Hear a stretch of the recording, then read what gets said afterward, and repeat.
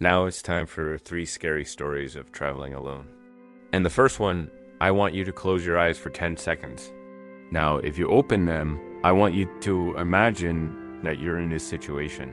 We decided to rent a car and drive down to Barcelona. But halfway there, the engine temperature started flashing and steam was coming out of the car. Now we had two options. We could pull over and get out, or we could continue driving. Now grab a blanket and a pillow because you're going to need it for this next story. They wanted to continue driving, but I convinced them to pull over because I didn't want to break down on the side of the road. It was supposed to be a comfortable sleeper train, so I booked a private room. She had taken her shirt off and was using my arm as a pillow while drooling all over it. I screamed again and slapped her face, which woke her up. She immediately apologized again and promised it wouldn't happen again. But the damage was done. He kept asking me personal questions and staring at me. And then he started driving dangerously, swerving and speeding. They said that there's no way that someone would do that. But then my boss called the cops and told them what had happened, and they finally believed me. My boss even offered for me to move in with him and his family until I found somewhere else to live. So I guess the silver lining is that I found amazing friends in Australia. I was so scared. So I told him that I wanted to get out, and he said, "No, you're not going anywhere. But before you go, make sure to subscribe for more terrifying tales." I started screaming, and he pulled over and ran into the bush. I started running after him, and that's when he stopped and yelled, "Get back in the car, you stupid bitch." I refused, and that's when he started coming towards me, and I ran as fast as I could. When I finally reached the road, I started hitchhiking, and thankfully a nice couple gave me a ride to the nearest gas station. From there, I took a bus home. I barely slept the rest of the trip and kept thinking of all the diseases that she might have given me. And the worst part was that since we had no passports, they wouldn't let us off the train until we got to Malaysia. So I spent the entire journey freaking out and hoping that I wouldn't die. I knocked and she woke up and started screaming.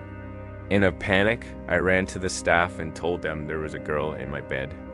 And they just laughed and said, "We like to play games with the tourists." I flew in and spent a week or two finding work.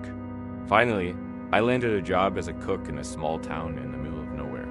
I was excited to start working, but I was also terrified because I had to drive almost an hour to get there every day, and I didn't have a car. So I hitched a ride with a coworker. Then they said, "Enjoy your trip," and walked away. I was furious and scared. I didn't know what to do.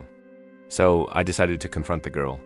She apologized profusely and explained that she was put in my room by mistake. We decided to split the room and sleep in the same bed together, which was fine by me because there's safety in numbers, right? Wrong.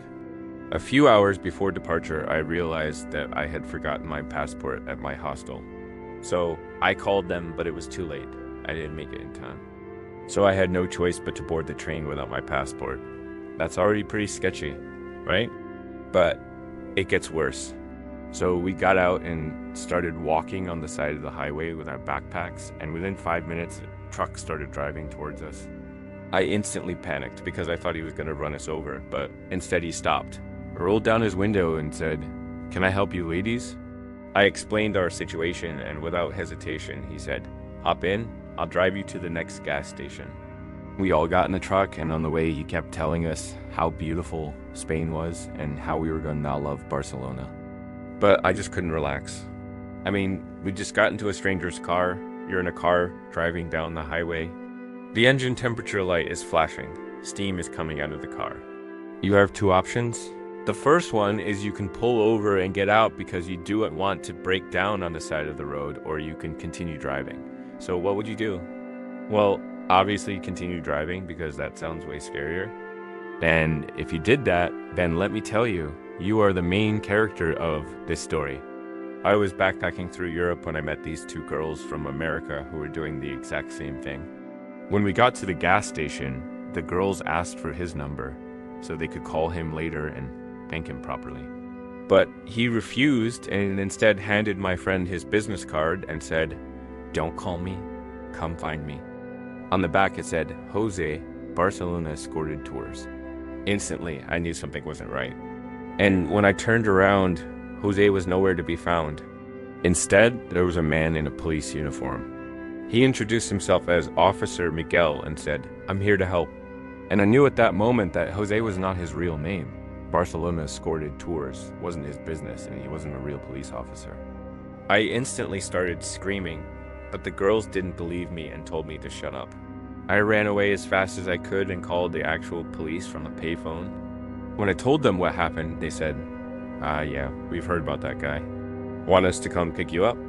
I said yes, but by the time they arrived, the girls were gone. And the only clue I had of where they went was the name of a hotel that the officer had told them. I called the hotel and asked if they had 2 girls check in. And when I heard the name, I knew they were in trouble. The name was Jose. Hey there, welcome to my channel. This next story comes from a Reddit user. I was backpacking through Southeast Asia and decided to book a night train from Bangkok to Kuala Lumpur. When I got to my room, there was a girl sleeping in my bed. In the middle of the night, I felt something wet on my arm and I screamed. And for our final story today, let's head down under.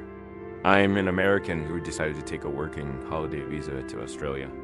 On the first day, everything seemed fine, but on the second day, he started being really weird. When I got there, I told everyone what had happened, and they didn't believe me. Now those were 3 scary stories of traveling alone.